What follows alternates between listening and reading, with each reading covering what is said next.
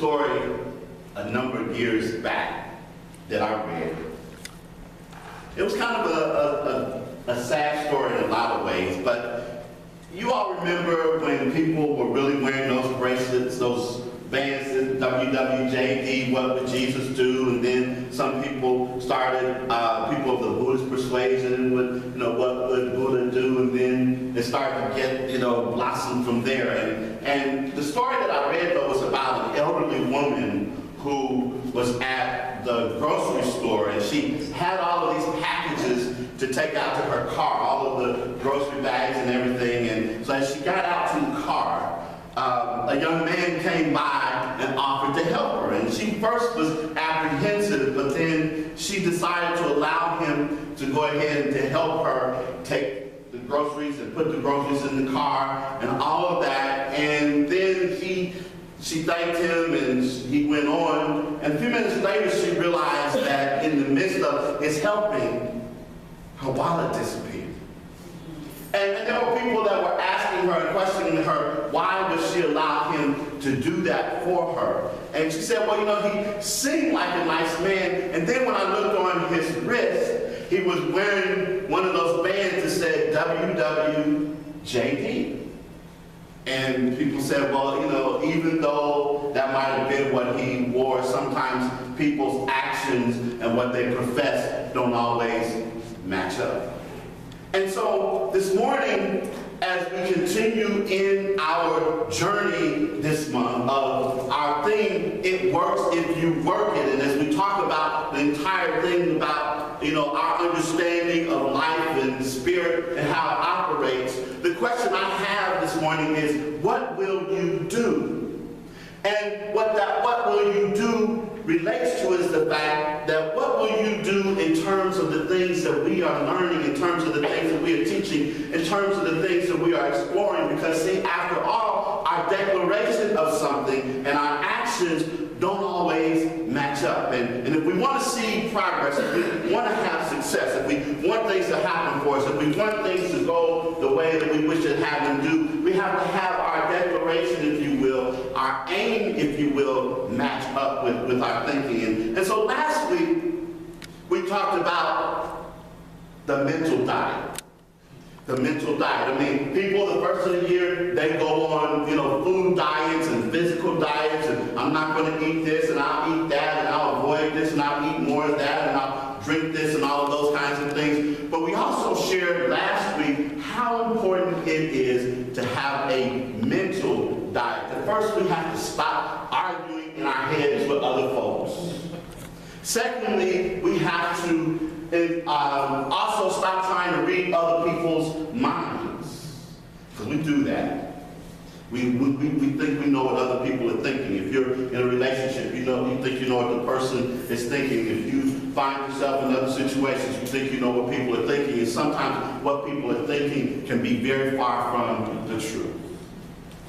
We also talked about the fact that in addition to being aware of trying not to get into arguments and trying not to read other people's minds and guess what other people are thinking, we talked about some strategies for some things that we should do. And a part of the thing that we should do is then, instead of having arguments and disagreements in our minds with other people, because the vast majority of those arguments never take place in real life, they take place in our head, how about replacing that with congratulatory conversations? Where we see ourselves, rather than being criticized and put down and all of those things by the people around us and everything, we're congratulated for doing things well. We're congratulated for those kinds of things. What if we did that? What if we took the time to stop the papancha, stop the madness, stop the drama? We live in a world that is fascinated with drama. It's really funny to me when one of the television networks advertised the fact that 2 scripted shows got renewed for the season, because so much of what we see now and so much what is there is that so-called unquote reality television, which is another word for saying drama. And it's not, in most cases, good drama, the kind of good drama that we talk about, but it's people up in other people's faces, fighting and fussing and arguing and all of those kinds of things. And then then people wonder, and then people consume that, and they watch that day in and day out, and they talk about it, and they share about it, and then they wonder why stuff is happening in their lives. Garbage in, garbage out. So we're careful about the input that we allow into our lives. We allow ourselves to focus on that. But what I want to do today is to go just a little bit further in talking about what would you be? And what are you willing to do in order to be the person that you wish to be? You wish to be successful. You wish to be healthy. You wish to be loving. You wish to be intelligent. You wish to be respected. You wish to be powerful. You wish to be in harmony. You wish to be sane. Teach. What are we willing to do? Because a good measure of whether or not what we profess and declare and what we're thinking, because remember, all of it goes back to us examining in an uncritical way what we're thinking. What is a good measure is to see what our reactions are to things. Because, there are people who profess, and I'm not saying anybody in this room, but there are people who profess and say, I never have a bad day. I'm always positive. I'm always on the up and up. I always see the bright side. I always. And then let something happen. In fact, we could be right here and say, I greet you, I bless you, I see God in you, and we want to extend that to everybody, and then we get outside and we get in our car and we start driving out and somebody cuts us off. And if the people inside Open Heart could have heard the language that flew out our mouths.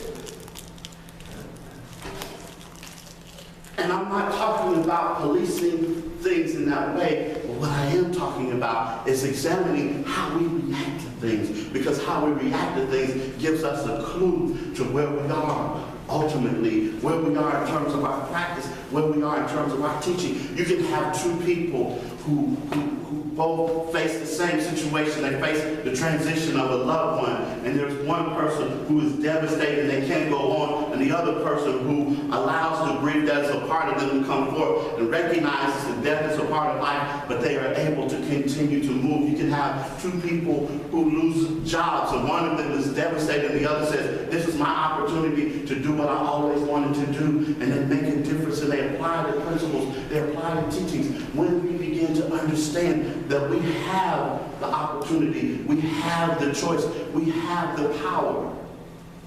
We live in a universe that responds to our thinking, that responds to what we put into it, what we press into it. It returns back to us, it comes out. And when we understand that, and when we're careful about what we think, when we are deliberate and intentional about the kinds of thoughts that we think, about the kinds of things that we do, about lining up our speech and our thought and our actions together, we make a difference. It makes a difference. It makes a difference. As we continue to talk about us being a place of success stories, when we understand that if we line it up, and if we practice it, if we work it, it works. If we work it, it works. If we work it, it works. But we have to be intentional about it. And we have to understand that a lot of times it won't just come just right away. It won't just happen just right away. It's just like, if we go back to the whole diet thing. There are people who, talk about diets and those kinds of things. And I remember one guy sharing with me that his wife was on a diet for an entire day.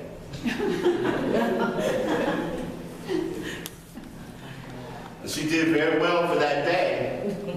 But the next day it was back to the same thing. See, a lot of this has become so ingrained in us that it takes some time to get it out. It takes some time to identify the fact. And when we become observant of our thoughts, we can then understand again that we are not that we are having thoughts rather than our thoughts having us. We can begin to understand that and realize that, and then we can take a breath and step back. And then the meditation that Joanne was leading us through this morning about, knowing what I am really means. It means that we go to that divine center, the divine place where we are in sync with the universe, and we begin to understand what Psalm 46:10 means when it says, "Be still and know that I am God." Be still and know that I am. And when you do that, it starts to change the things that are happening in our lives. It starts to change. And the thing of it is that we have been stuck in things so long that when it begins to change in the beginning, we may not recognize it. Other people may recognize it before we do. It's back again like with the diet. You see yourself every day in the mirror. And so you look at yourself and you may not notice the change, but other people begin to notice. It's the same way. That as we stick with this, and if we stay with this, and if we do a little bit every day, it makes a difference for us. It brings us to where it is that we want to be. Who and what are you willing to do to be the person that you wish to be? What are you willing to do? Are you willing to step out on faith? To step out beyond where you can see? Because part of, I remember hearing Mary Morrissey talk about trapeze artists. And she talked about the fact that when they are doing their stunts, that there's a point at which the trapeze artist has to let go. And when they let go and they're flying through the air, they're trusting that at the right moment, that other trapeze bar is going to be there. They're trusting that. But in the midst of that, she says there's something that's called a commitment move. And that commitment move is about trusting that at the right time, what needs to happen is going to happen. And it's going to be there. And I'm here to tell you, it doesn't just happen by happenstance. It happens when we stay in the moment and we begin to understand, we begin to feel and to recognize and to realize that we live in a universe that is conspiring on our behalf. Not against us, but for us. As Apostle Paul wrote, if God be for us, who can be against us? And what I really like about that scripture, if you ever were, if you ever decide to learn New Testament Greek and read that passage there, he is emphatic when he says that. In other words, I remember one of my professors saying it's like he's standing up in a chair and he's yelling at the top of his lungs, saying, if God is for us, nothing can be against us. Death, principalities, power, nothing else. And the thing of it is that when we understand that God is always for us, God is always for us, God always has our back, God always is there for us, God always is loving us. When we understand that, it makes a difference and allows us to step out and stand up and be counted and do what it is that we have to do. But the question is this morning, I'm going to leave you with this. What are you willing to do to be the person that you want to be? That's my challenge this morning. out. And that's also my story. So this morning, I'm leaving you with this. Remember, God is closer than breathing, nearer than hands and feet, and always has you. Always. Always. So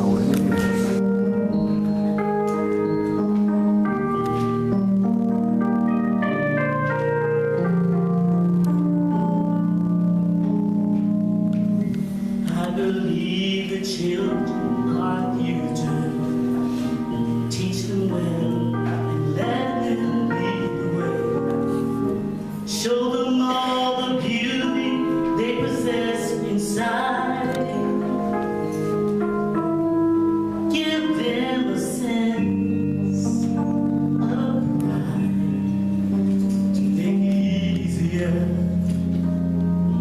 Let the children's laughter remind us how we